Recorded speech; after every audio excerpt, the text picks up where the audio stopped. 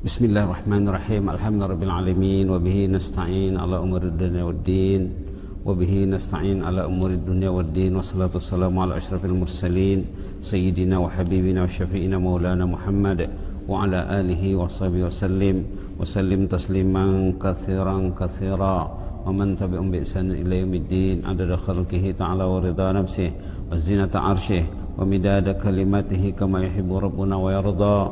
Subhanaka la ilma lana illa ma 'allamtana innaka antal alimul hakim. Rabbana anfa'na bima 'allamtana, rabbi 'allimna alladhi yanfa'una, rabbi faqihna wa faqih ahlana wa ahbabana wa jami'al muslimin wal muslimat birahmatika arhamar rahimin.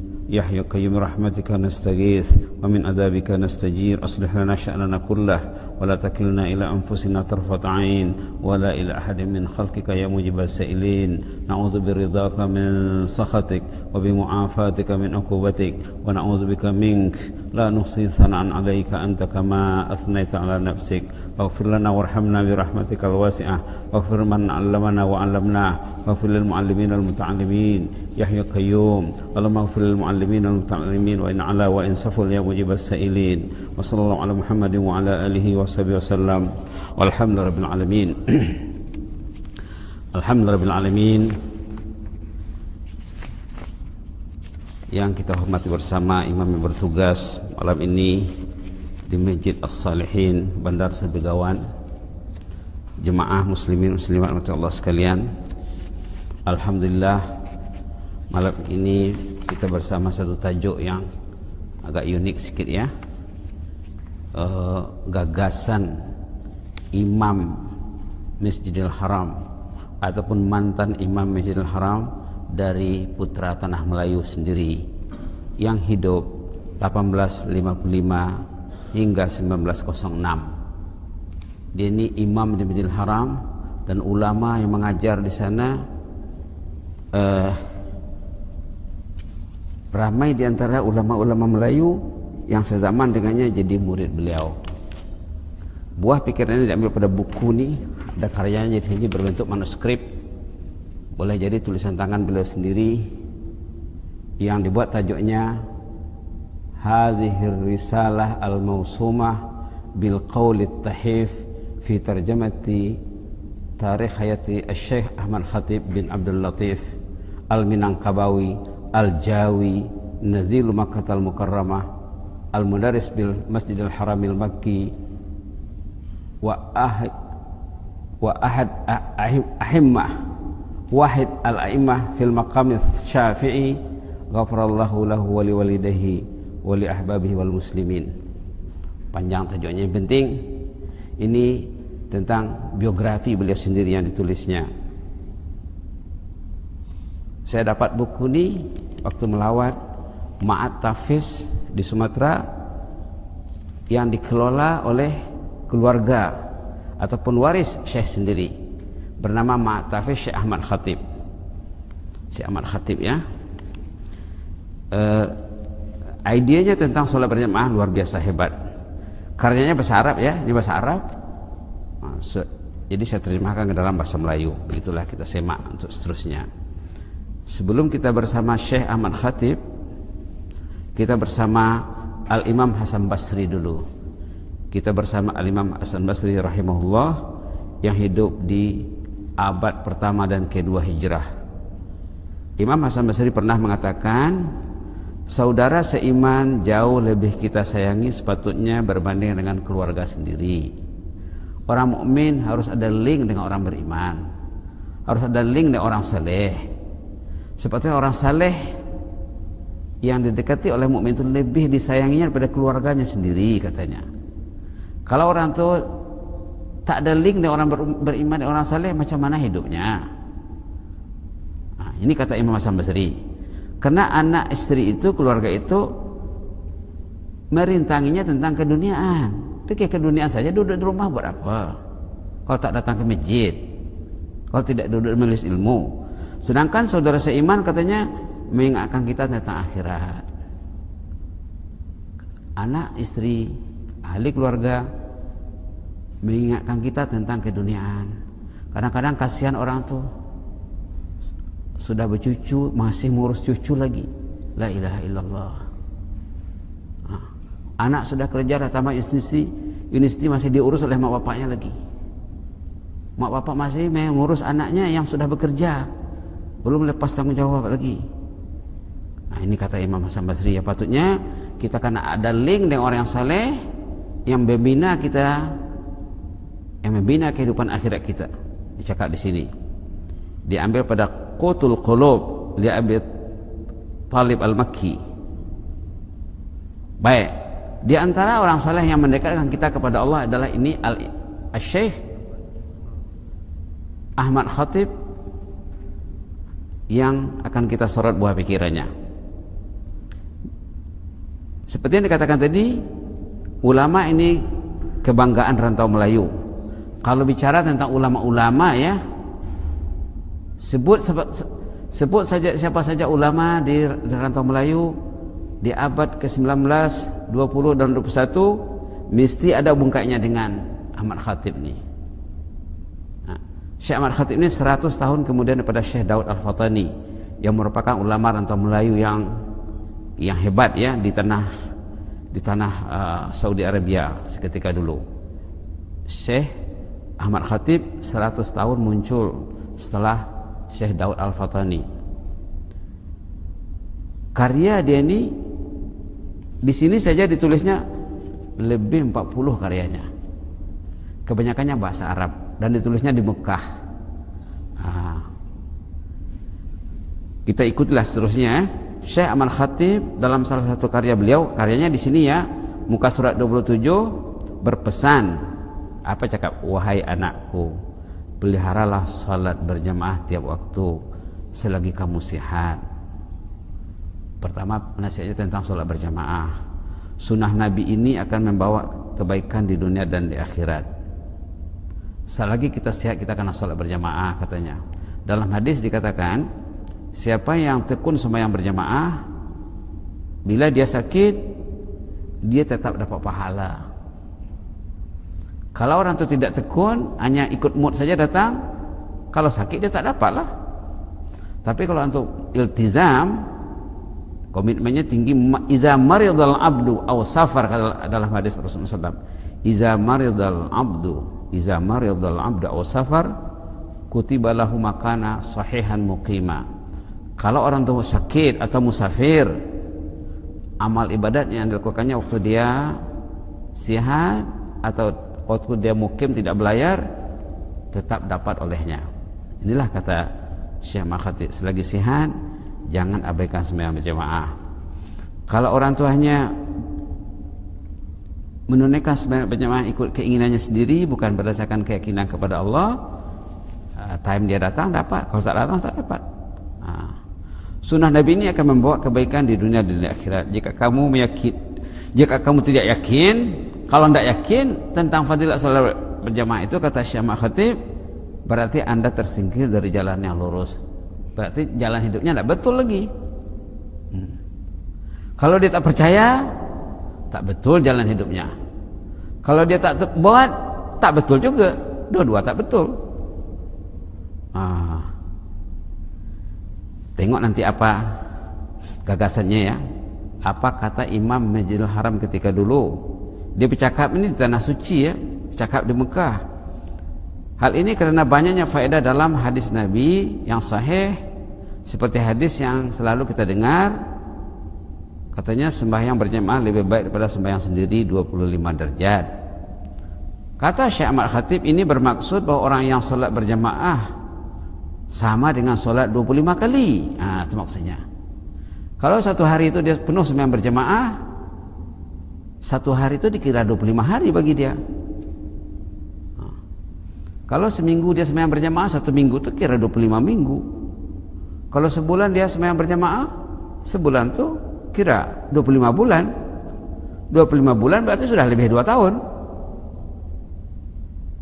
2 tahun 1 bulan berarti.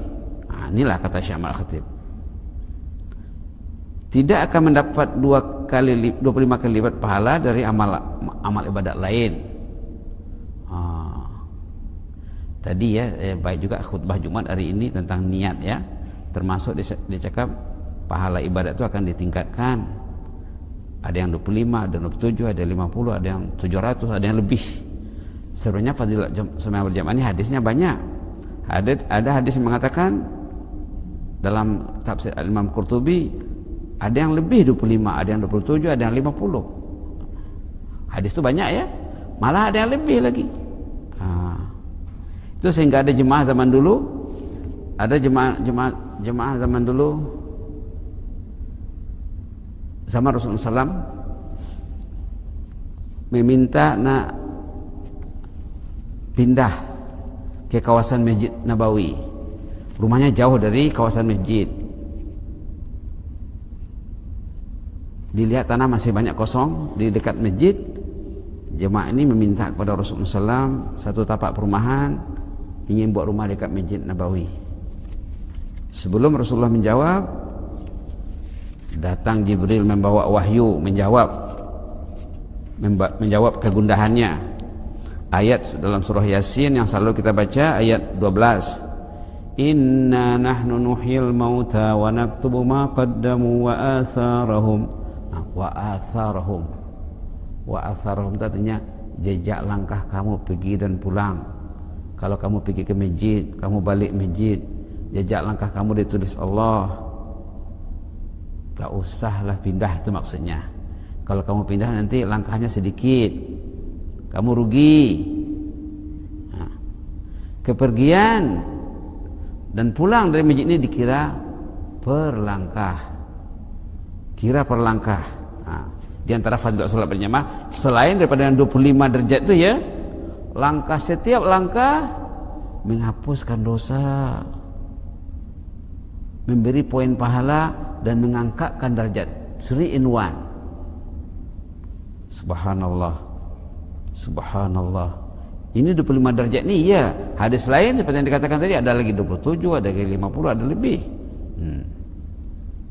Lantas kata Syekh Ahmad Khatib, siapa yang meninggalkan sunnah ini sangatlah dicakap dalam bahasa Arabnya ahmaq.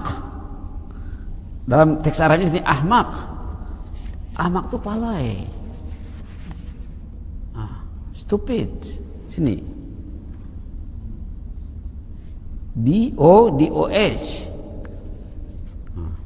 Siapa yang tidak meraih solat berjamaah ini, ya ilahi katanya, rugilah. Tadi imam kita membaca ayat wal asri innal insana lafi khusr. Imam kita baca ayat tadi wal asr innal insana lafi khusr. Demi masa manusia itu rugi. Yang tak rugi illal ladzina amanu. Kalau mukmin tak mau rugi. Mukmin itu ibarat pokok ya, ibarat pokok. Di antara buah manis pokok iman, sebut dalam surah At-Taubah. Sebut dalam surah At-Taubah ayat 18. Iman itu ibarat pokok. Wal 'asr innal insana lafi khusr. Demi masa manusia itu rugi. Illal ladzina amanu. Kecuali si mukmin. Mukmin tidak mau rugi. Di antara buah iman yang disebut dalam Quran, buah iman itu banyak ya. Iman itu ibarat pokok, katanya dalam surah Ibrahim. Dalam surah Ibrahim dikatakan iman itu ibarat pokok yang berbuah tak kira musim. Pokok iman ini berbuah subuh dia ada, zuhur dia ada, asar, maghrib, isya dia ada. Disebutkan dalam surah At-Taubah ayat 18. Innama ya'muru masajidallahi man aman. At-Taubah ayat 18. Innama ya'muru masajidallahi man aman. Orang yang rajin datang ke rumah Allah itulah yang beriman. Salah satu buah iman mencintai rumah Allah. Artinya salat berjamaah. Itu kata Syekh Ahmad Khatib. Kalau dia tidak mau katanya, tidak meraih fadilah salat berjamaah ini, orangnya bodoh sekali lah katanya. Ini tidak mungkin berlaku di zaman Nabi Muhammad SAW. Tidak mungkin berlaku di zaman sahabat. Tidak mungkin berlaku. Dia bercakap di Mekah ni ya. Dia bercakap di Mekah dalam suasana Mekah. Rendah kedudukan dan kurang kecerdasannya. Malah keimanannya kepada Allah dan Rasul merosot. Karena dalam surah Taubah tadi dikatakan innama ya'muru masajidallah man amana billah. Orang ini kalau kita lihat terjemahan dalamnya ada di dalam terjemahan itu, kadang terjemahan itu terjemahannya kadang orang tak faham baca terjemahan ini. Banyak di antara terjemahan Quran bila baca tak faham. Mesej susah untuk difaham. Terjemahan yang paling senang, orang yang beriman itu rajin datang ke rumah Allah. Artinya bila dia tak rajin, berarti kata Syekh Al-Khatib imannya merosot. Imannya merosot. Nah, baru di sini dijelaskannya lagi dalam 10 di sini ya, saya buat nombor nih, ada 10 buah manis salat berjamaah yang jarang dijumpa dalam sumber-sumber lain. Satu dicakap apa? Termasuk keutamaan berjamaah adalah keutamaan pertemuan. Kita bertemu di rumah Allah. Orang beriman saling bertemu di rumah Allah. Malah Allah SWT menerima salat orang yang tidak khusyuk dengan berkat salat orang yang khusyuk. Ini ramai ulama mengatakan nih. Bila kita sama-sama sembahyang dengan niat betul, tadi khutbah Jumat tentang niat ya. Kadang orang tu pergi masjid tak ada niat. La ilaha illallah, ruginya. Niat pergi masjid ni sebenarnya boleh 10 niat, boleh 20 niat kalau ada ilmu. Tapi kalau ilmu tak lengkap, kadang tak berniat. Kadang niatnya satu saja, itu apa? Itu salat berjamaah itu saja. Sebenarnya niat tu banyak. Tadi khutbah Jumat mengatakan innamal a'malu binniyat, katanya. Amal itu pokoknya niat. Kalau niatnya banyak, jadi banyak. Nah, niat datang sembahyang berjamaah ni, pertama tadi meraih langkah. Mula-mula niat dulu. Nah, dalam khutbah Jumat tadi juga disebut berniat ingin solat berjamaah. Niat itu sudah satu poin. Walaupun tak jadi katanya. Dah berniat saja dah satu ibadat. Dah dinilai dah. Berjalan dia.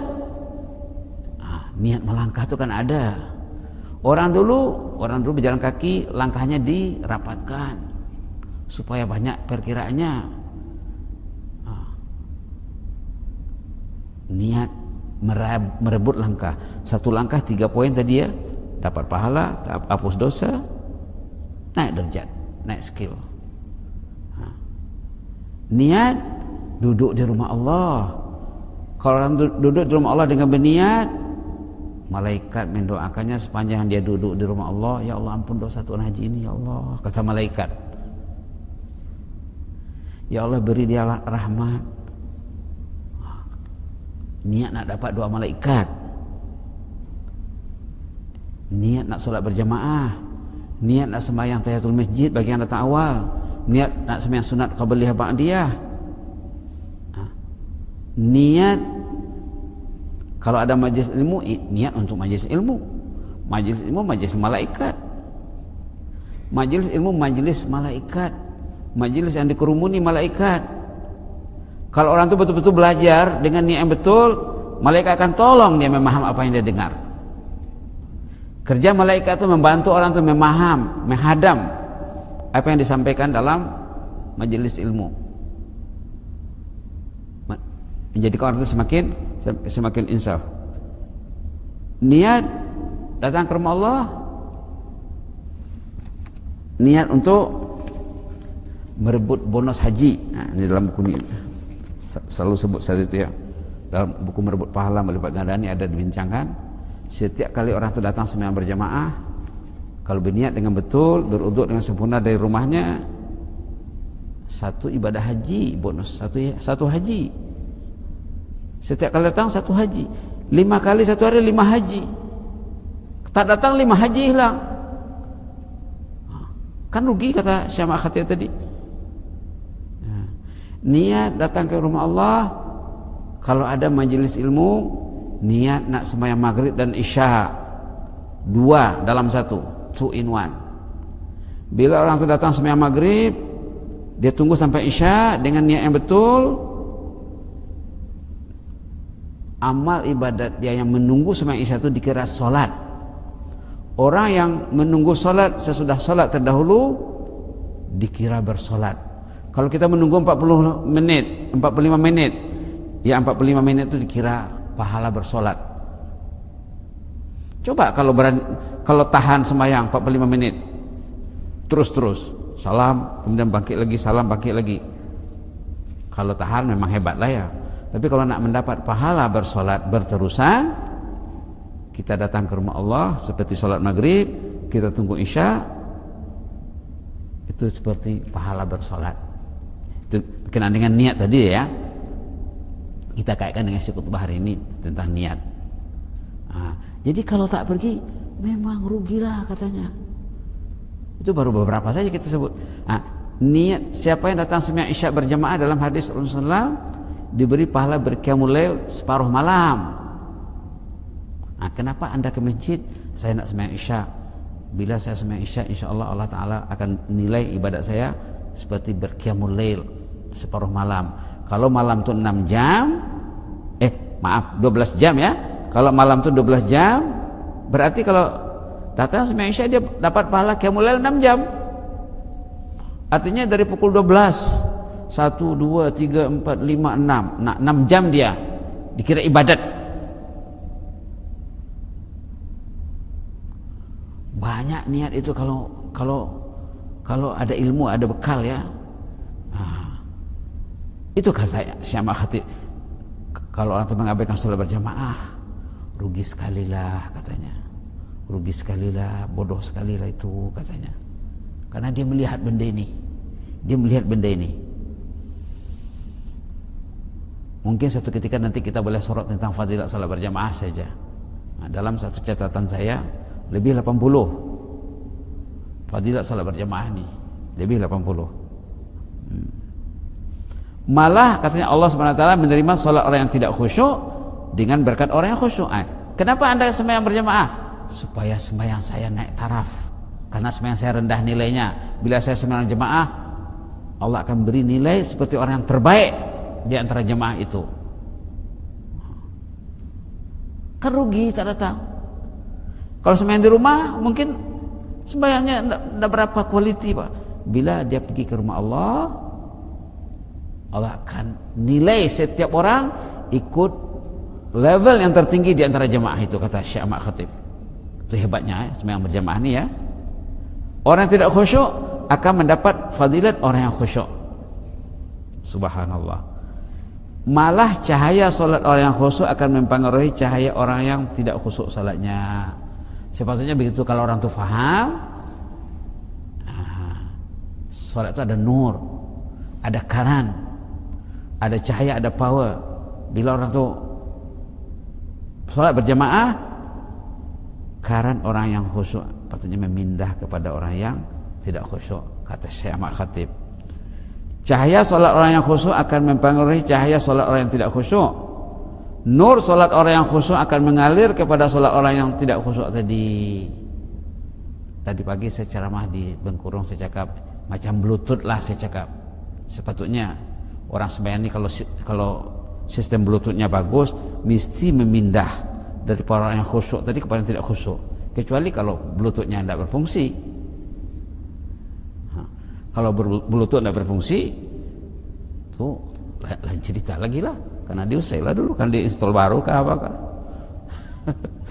Ini kata Syekh Khatib ya, karan itu memindah, nur itu memindah. Ini diulangnya lagi. Cahaya pelbagai ibadat akan mempengaruhi dalam menerangi cahaya hati seorang yang beribadat. Ibadat itu ada cahaya, ada nur. Solat itu nur, ilmu itu nur, baca Quran itu nur, tasbih, istighfar, salawat, tahlil, la ilaha illallah, itu ada nur. Nur itu akan mempengaruhi. Mengikut nur hatinya bertambah keinginannya dan keseriusannya menghadapi Allah. Kalau nur tadi semakin terbelutut, datang subuh, datang zuhur, datang asar, maghrib, isya, datang lagi, besok datang lagi, sepatutnya dia meningkat katanya. Sepatutnya nur itu bertambah dan keinginan untuk mencintai Allah semakin serius. Sebaliknya akan kuranglah keinginannya untuk dunia dicakap. Bila nur bertambah, cinta dunianya semakin terminimize, cinta akhirat semakin termaksimise. Sepatutnya begitu katanya. Oleh itu kamu lihat orang yang rajin sholat berjamaah 5 waktu akan bertambah ibadahnya lebih konsentrasi pada akhirat serta berpaling dari dunia yang menipu. Sepatutnya begitu. Kalau orang tertekun sembahyang berjamaah, dia hari-hari bertambah, karannya semakin menular dari orang yang sholat tadi itu. Maka disunatkan shaf itu rapat, ya, disunatkan merapatkan shaf. Keutamaan berjamaah juga, siapa yang sholat berjamaah yakin akan jumlah rakaatnya, dicakap. Kalau kita sembahyang sendiri kan kadang 3 ke 4 ragu dia. Kalau dia sembahyang berjamaah, dia tidak perlu pikirkan benda ini 3 atau 4 lagi, dia dah tenang dah karena sudah ada imam, tidak perlu dipikirkannya lagi. Sholat sendirian kadang muncul keraguan 3 atau 4 rakaat, dicakap. Ini di antara fadilat berikutnya, keutamaan berikutnya, mungkin di antara para jemaah ada waliullah katanya. Kalau yang sembahyang 30 orang, 40 orang, mungkin ada di antaranya yang dianggap sebagai waliullah. Maka semua orang yang sholat termasuk ke dalam doanya. Kalau ada dalam jemaah waliullah, dia berdoa. Biasanya waliullah dia bukan berdoa untuk dirinya sendiri saja, dia berdoa untuk jemaah. Ampit jualah orang yang sembahyang berjemaah itu katanya. Justru doa para wali itu makbul. Itu pernah saya cakap, saya jumpa dengan jemaah di Selangor, ya, masa duduk di Selangor. Saya kira orang itu orang pilihan Allah lah. Saya tanya, encik, saya rasa encik ini luar biasa lah, mesti ada keistimewaan encik ini. Saya cungkil-cungkil, saya tanya-tanya, apa kelebihan encik? Karena saya lihat dia lain dari yang lain. Oh, saya katanya kalau saya ke masjid, kalau hari Jumat saya doakan Bilal dengan orang yang menyahut azan katanya. Ya Allah, rahmatilah muazzin dan orang yang menyahut azan katanya. Kalau saya sembahyang, ya Allah, ampunkanlah dosa imam dan jemaahnya, kabulkanlah doanya katanya. Kalau saya mendengar khutbah katanya, ya Allah, ampunkanlah dosa khatib ini ya Allah dan semua yang mendengar khutbah ini. Kalau dia mendengar ceramah, ya Allah, sihatkanlah penceramah ini, terangkanlah hatinya, berkatilah jemaahnya, ampunkan dosanya, tunaikan segala hajatnya. Wah, ini betul-betul waliullah ini, saya pikir. Orang yang saleh dia bukan berdoa untuk diri sendiri, itu tak betul. Orang yang betul dia berdoa untuk orang lain supaya doanya diaminkan malaikat. Supaya doanya diaminkan malaikat. Setiap orang mendoakan orang lain, malaikat mengaminkan doanya. Kalau ingin doa makbul, doakan orang lain, terutama orang yang terdekat dulu. Suami karena mendoakan istri, istri karena dididik untuk mendoakan suaminya, anak-anak dididik untuk mendoakan mak bapaknya, mak bapak selalu mendoakan anaknya tanpa diketahui, tanpa disebut. Maka ulama mengatakan, kalau saudara itu tidak mau mendoakan Anda, itu bukan saudara Anda sebenarnya katanya. Itu menanam tebu di bibir saja katanya. Saudara yang hakiki yang mendoakan Anda tanpa diminta. Kalau diminta, tolong doakan saya, baru dia doakan. Itu tidak betul kata orang-orang saleh lah. Yang betul, orang yang mendoakan Anda tanpa Anda minta. Dia bertahajud, dia mendoakan Anda. Dia sembahyang, dia mendoakan Anda. Di setiap situasi dia mendoakan Anda. Anda sudah meninggal, didoakannya lagi. Itu kata ulama, ya. Begitulah. Maka ada dalam buku ini ada disebut, ya. Dalam buku ini ada disebut sahabat Nabi zaman dulu. Ada yang 200-300 nama sahabat yang disebut-sebutnya setiap malam saat dia bertahajud didoakannya. Ada senarai nama disimpan. Istrinya kagum melihat, tercengang usulnya, Pak. Abang sebutkan orang ini setiap malam nama-nama ini. Iyalah katanya.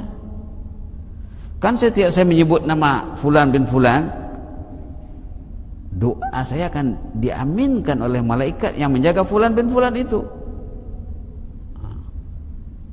Amin katanya.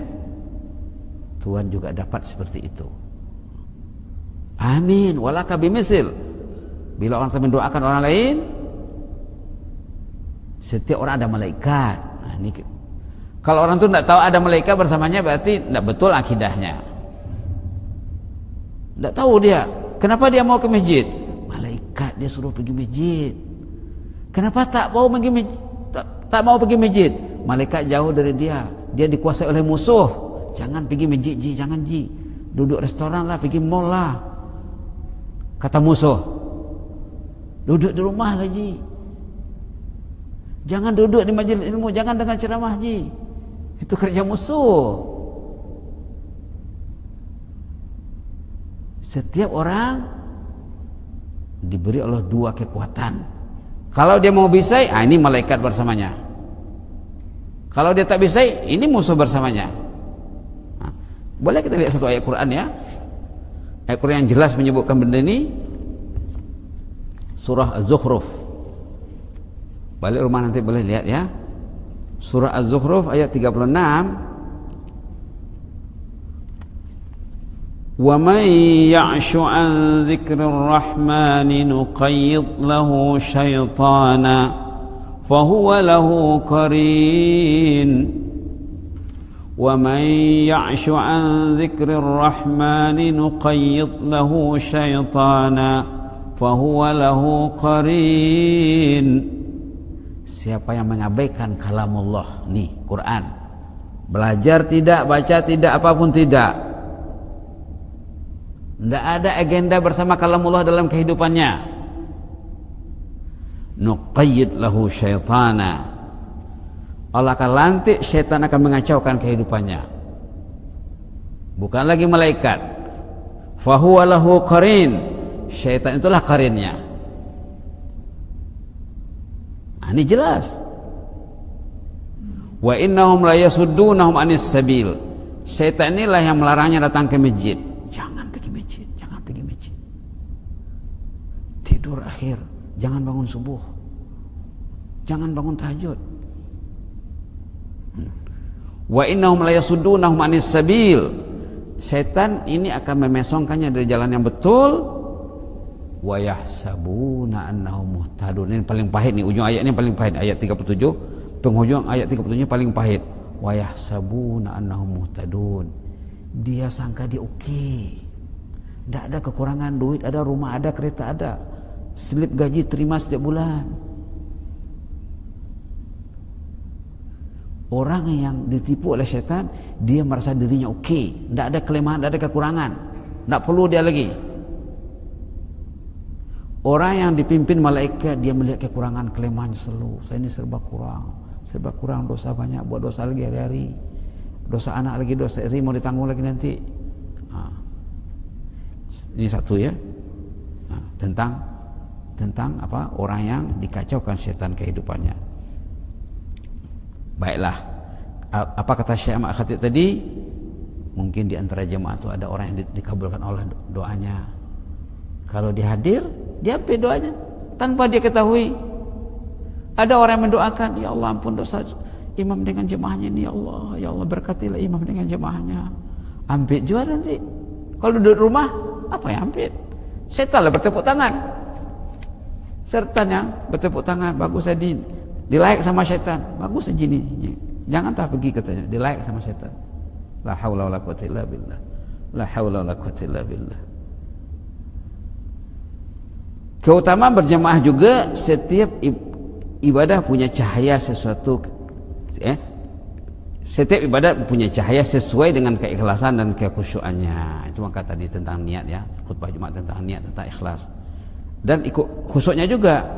Dengan berjamaah berkumpullah aneka cahaya yang banyak. Patutnya bila berjamaah semakin ramai jemaahnya, ini karena ini pindah memindah nih.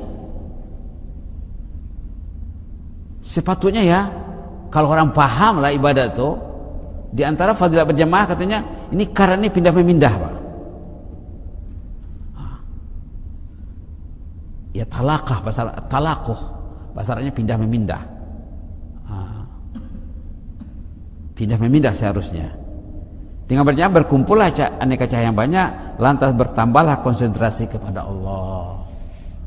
Patutnya orang teguh berjamaah hari-hari meningkat, semakin konsentrasi, Pak.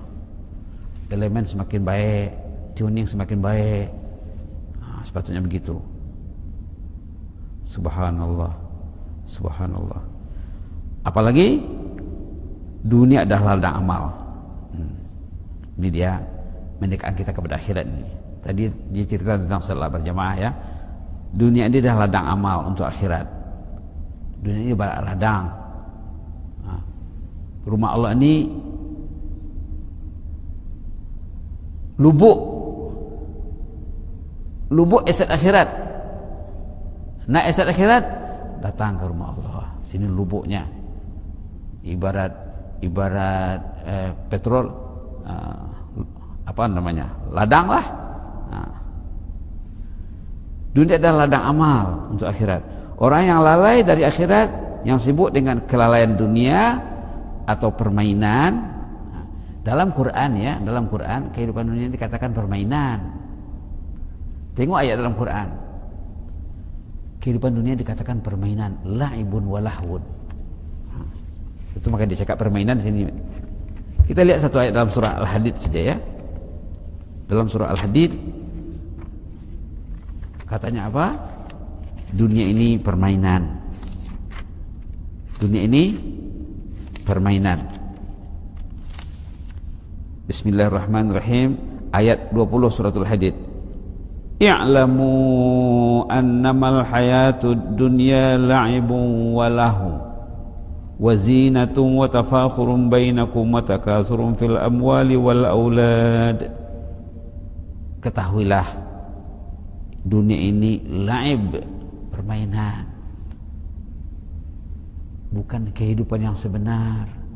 Kehidupan yang sebenar bila ruh sudah dicabut, bila dah beralih ke alam barzah, itulah kehidupan yang sebenar. Mukaddimah kepada kehidupan yang sebenar, alam barzah. Kehidupan hakiki, alam baqa. Dunia ini laib. Nah ini, i'lamu annamal hayatud dunya la'ibun wa lahu. Ketahuilah kehidupan dunia ini permainan saja dan kelalaian, lalai. Wazinah, perhiasan, watafakhur, dan bermegah-megah, bersaing. Watakasurun fil amwal, menumpuk harta, wal aulad, memperbanyak anak keturunan. Nanti dalam ayat sesudahnya, baris sesudahnya, wa fil akhirati adzabun syadid. Di akhirat nanti orang yang lalai tadi, yang bermain tadi, baru adzabun syadid.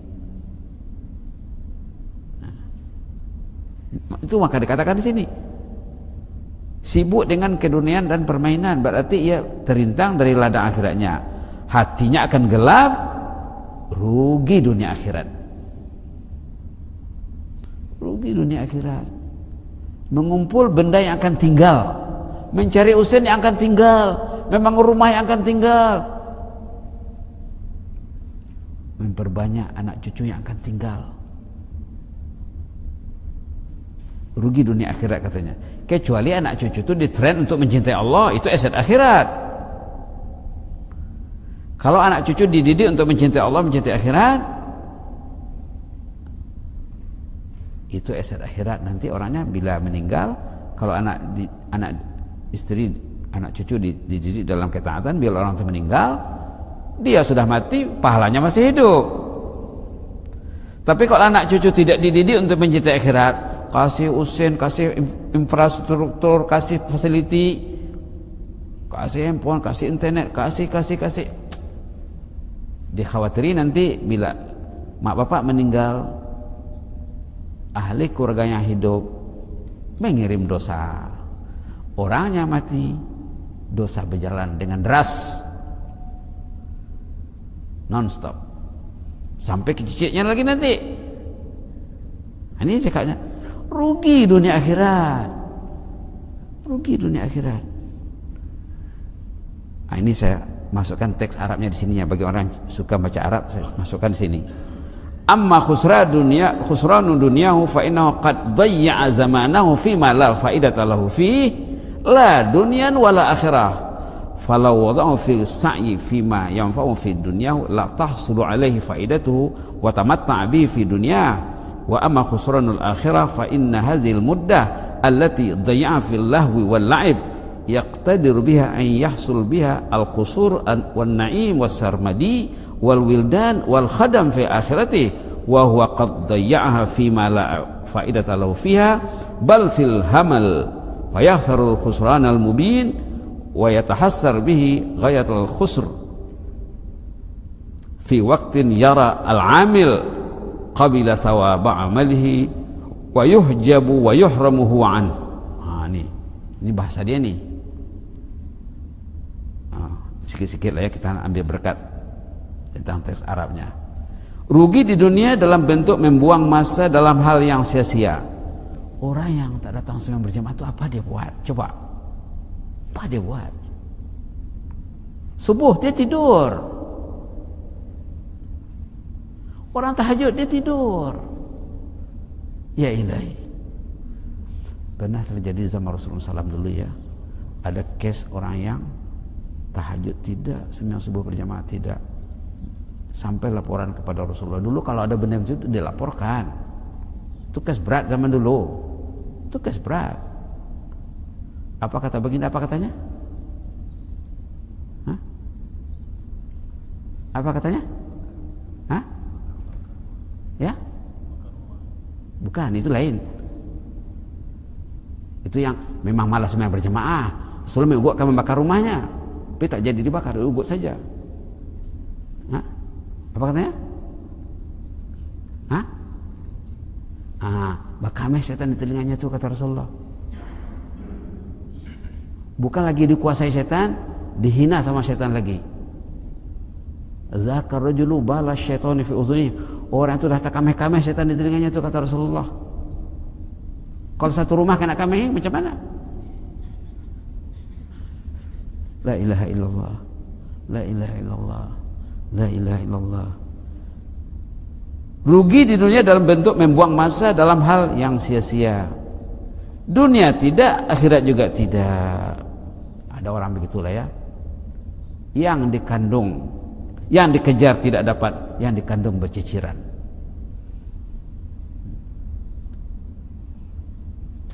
Yang dikejar tidak dapat, yang dikandung berciciran itu istilah orang Sumatera tuh. Ada lagunya dulu di situ. Ada lagunya di sana. Andai digunakannya untuk manfaat dunia, ia akan beruntung. Kalau untunglah dunia katanya. Adapun kerugian akhirat, waktu yang diisi untuk permainan ini, dia dikatakan permainan tuh ya. Kehidupan akhirat itu ibarat kehidupan dunia ibarat permainan bagi dia. Waktu yang dia diisi untuk permainan ini sepatutnya digunakannya untuk meraih istana, meraih istana, nikmat, keabadian, pelayan itu pelayan surga maksudnya tuh, wildan, pelayan surga, pembantu di negeri pembalasan. Sepatutnya katanya, patutnya dia memperbanyak aset akhirat, memperbanyak aset akhirat. Kalau dia mengambil berat tentang kecintaan terhadap Allah, justru dia membuang masa dalam hal yang tidak berguna, hanya dalam kesia-siaan belaka, sia-sia saja. Bermakna ia rugi besar dunia akhirat. Ia sendiri akan menghadapi penyesalan yang tidak tara ketika melihat orang yang rajin beramal memperoleh balasan amalnya, justru ia sendiri tidak memperolehnya. Ia tersekat dan terhalang. Bila nanti di akhirat, wah, orang itu tinggi martabatnya di jannah, banyak istananya, banyak kemudahan yang diperoleh di surga nanti. Dia ndak dampit. Dicakap subhanallah, subhanallah. Kemudian diteruskan lagi, hadza in kuntum tu'minuna billahi wal yawmil akhir. Dicakap apa yang saya sebut ini katanya untuk orang yang beriman kepada Allah dan dari akhirat. Message ini untuk orang yang beriman kepada Allah, beriman kepada hari akhirat. Kalau Allah tidak ada di hatinya, hari akhirat tidak ada di kepalanya, tak usah ceritalah katanya, tidak berguna bagi dia perkataan Syekh ini. Jika tidak, nasihat ini akan sia-sia belaka, tidak gunalah katanya. Nak dikasih kepada Nak dikasih apa? Barang berharga kepada orang tak tahu nilai barang. Untuk apa sama dia katanya? Jika jawaban kamu saya setuju bahwa dengan menekuni salat berjamaah ini akan diperoleh berbagai kemanfaatan dunia akhirat. Kalau kamu yakin tentang fadilat salat berjamaah ini, mengapa kamu tinggalkan faedah yang banyak ini katanya? Mengapa tak buat? Kalau kamu mengatakan malas, oh malaslah. Maka perangilah nafsu ammarah yang kamu miliki. Berarti nafsu kamu nafsu ammarah. Kamu perlu memerangi nafsu ammarah. Dicakap, ingatkan nafsu tersebut tentang faedah ini. Tunjuki nafsumu kemanfaatan dan kerugian meninggalkan sunnah Rasul ini. Siapa yang mengabaikan nafsu dan diri sendiri, ia akan berbuat sia-sia. Kalau dia tak pandai mendidik nafsu. Dalam kita ada nafsu ya. Setiap orang ada nafsu. Nafsu itu kan dididik. Banyak ayat tentang nafsu. Malah menjerumuskan diri ke dalam kebinasaan. Di sini dikemukakan suatu pepatah Arab ya, tarkuka nafsaka wa hawaha tas'alaha fi mardaha. Ini angkapan kata-kata berhikmah, kata hikmah dalam bahasa Arab. Menyerahkan diri ditadbir oleh nafsu sendiri berarti Anda menempah kehancuran. Kalau Anda ikut nafsu yang Anda bisa, nafsu amarah tadi ya, berarti Anda menempah kehancuran. Kenapa tak datang sembahyang berjemaah? Dia memperturut nafsu, dia diperkuda nafsu, dia dikendalikan oleh nafsu yang jahat. Nafsu itu ada yang bisa, ada yang tak bisa. Nafsu yang tak bisa itu ya malas pergi masjid. Kalau nafsu bisa, kalau nafsu level yang bagus, nafsu mutmainah, dia akan mencintai rumah Allah, mencintai sholat berjamaah. Begitulah yang mudah-mudahan nanti kita sambung lagi nih. Tidak sempat menghabiskan semuanya. Satu pertemuan lagi tentang nasihat mantan imam Masjidil Haram Mekah dari rantau Melayu yang mengajar di sana, jadi imam di Masjidil Haram, jadi pakar rujuk di zaman dulu ya, di peralihan abad lepas lah ya, abad 19 ke abad 20. Mudah-mudahan Allah menghubungkan kita dengan beliau ini. Kita doakan Syekh ini ya, mudah-mudahan kita nanti berhimpun dengannya dalam surga Allah. Amin ya rabbal alamin. Aqulu qouli hadza wa astaghfirullah wa lakum. Bismillahirrahmanirrahim. Alhamdulillah wassalatu wassalamu ala asyrafil mursalin wa ala alihi ajma'in. Allahumma zidna wa la tanqusna wa akrimna wa la tuhinna wa a'tina wa la tahrimna wa athirna wa la tusir alaina wa adina wa adhana ya karim. Subhana rabbika rabbil izzati amma yasifun wa salamun alal mursalin walhamdulillahi alamin. Taqabbalallahu minkum.